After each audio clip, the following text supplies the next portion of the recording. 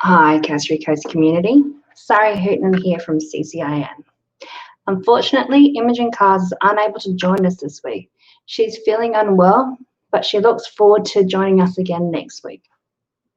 So I'd like to give you a quick recap of last week's front page story.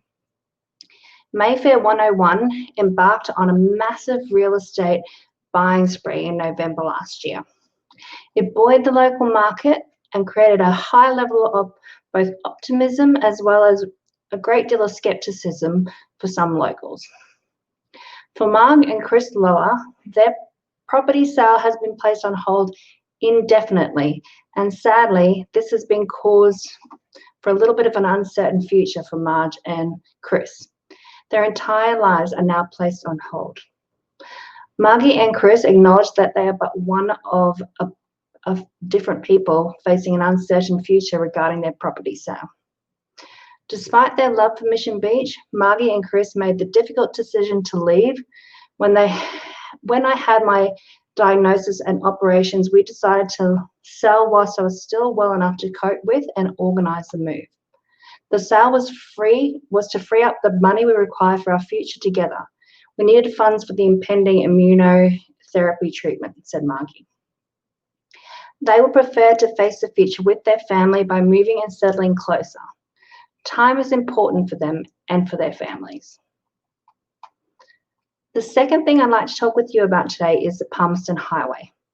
Motorists and truck drivers for years have dubbed the Palmerston Highway Pothole City and called for the government and Transport and Main Roads to find a permanent solution to the never-ending holes that appear after the smallest amount of rain.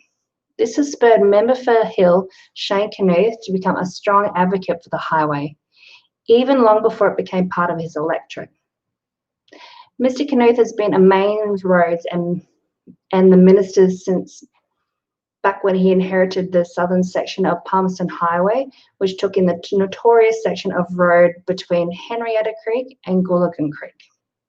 Back in 2017, it was outside his electorate. But Mr. Knuth was aware of the complaints and lobbied to secure $3 million in funding for the Henrietta Creek intersection to be upgraded. But sadly, just 4 months later, that fell to pieces. After many complaints from constituents, recently Mr. Knuth was back out on the highway to point out to the Main Roads the seriousness of the problem. Now he is rejoicing that work is being carried out to fix the potholes and to further rehabilitation works will be undertaken in the Henrietta to Goolagong Creek section. But he said a more permanent solution, like the road south of Goolagong Creek to Crawford Lookout, was needed.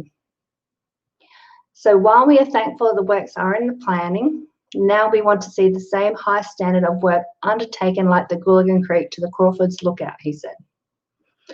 The first thing road users want to see are maintenance crews back here 4 months later. Sorry, the last thing people want to see. Mr. Knuth was advised by TMR District Director Ross Hodgman that crews attended the area on June 1st to install warning signage. Due to the recent heavy rainfall, our crews are attending to road maintenance in a number of areas, Mr. Hodgman said.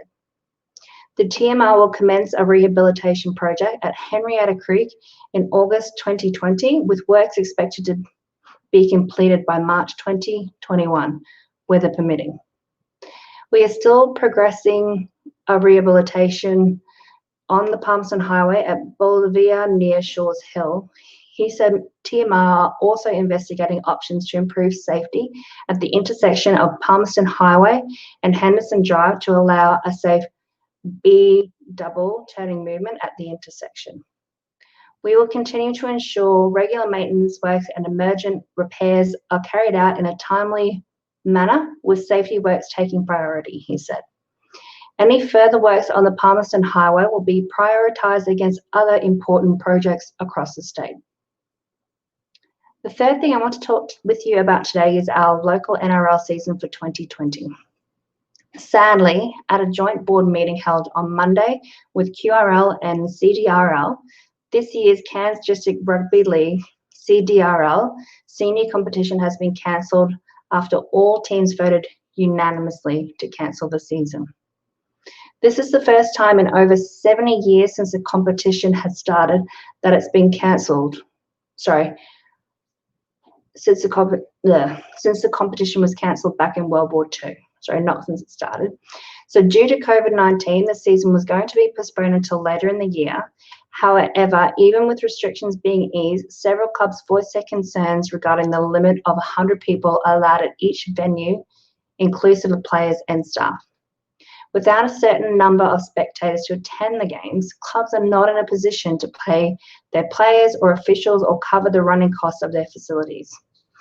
While there is much disappointment among players and fans in the passionate rugby league towns of Innisfail and Tully, although the general feeling among the whole rugby league community is that the right decision has been made under the current circumstances. So despite restrictions being eased and players able to return to training as of June 2nd and games were due to start on July 10, most of the clubs in the competition rely on spectators to keep their doors open. With the cancellation of the 2020 season, clubs are now focused on looking forward. While fans and supporters will be anticipating the 2021 rugby league season, which is expected to return much bigger and better. Cairns District Junior Rugby League Club presidents have been provided with some options for the rest of the 2020 season and will make a decision on what will happen in that regard today. So thank you guys for tuning in, and I'm gonna say goodbye until myself and Imogen can return again next Monday. So hopefully you guys have a really good week. Bye.